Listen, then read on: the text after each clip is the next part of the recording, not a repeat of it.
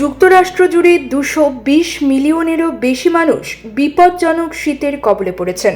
এর মধ্যে যুক্তরাষ্ট্রের পূর্ব উপকূলের লাখ লাখ বাসিন্দা রবিবার কয়েক সেন্টিমিটার তুষারপাতের সম্মুখীন হন। যুক্তরাষ্ট্রের দক্ষিণ রাজ্যগুলোয় শীতের তীব্রতা বৃদ্ধি পাওয়ার কারণে জরুরি অবস্থা ঘোষণা করা হয়েছে।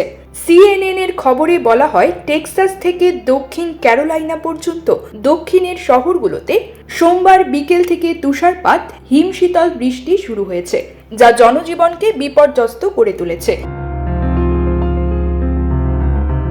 কিন্তু স্বাভাবিকভাবে এসব এলাকায় এত তীব্র শীতের আবহাওয়া বিরল।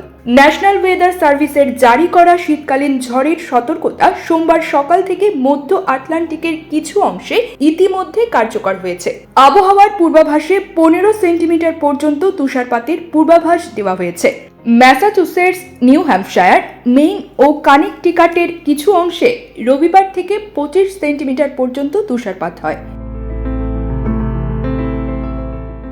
মেরিল্যান্ডের কলেজ পার্কের ন্যাশনাল ওয়েদার সার্ভিসের আবহাওয়াবিদ মার্ক শেনার্ড অনুমান করেন, নিউ ইংল্যান্ড এবং মধ্য আটলান্টিকের প্রায় 7 কোটি বাসিন্দা আগামী দিনগুলোতে শীতকালীন ঝড়ের ঝুঁকির আওতায় থাকবে।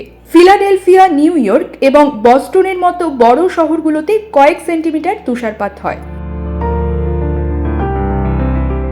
এই সপ্তাহের শুরু থেকে শীতল তাপমাত্রা দক্ষিণে পৌঁছবে। সেখানে সোমবার থেকে প্রায় 3 কোটি মানুষ তুষারপাত, শিলা এবং হিমশীতল বৃষ্টির মিশ্রণের শিকার হবে। টেক্সাস থেকে উত্তর ফ্লোরিডা এবং ক্যারোলাইনা পর্যন্ত অস্বাভাবিক পরিস্থিতি প্রসারিত হবে বলে ধারণা করা হচ্ছে। এর প্রভাব সোমবার রাত থেকে টেক্সাসে শুরু হয়ে মঙ্গলবার থেকে বুধবার পর্যন্ত গালফ কোস্ট ও দক্ষিণ পূর্বাঞ্চলে ছড়িয়ে পড়বে বলে ধারণা করা হচ্ছে। News desk, channel alpha 24।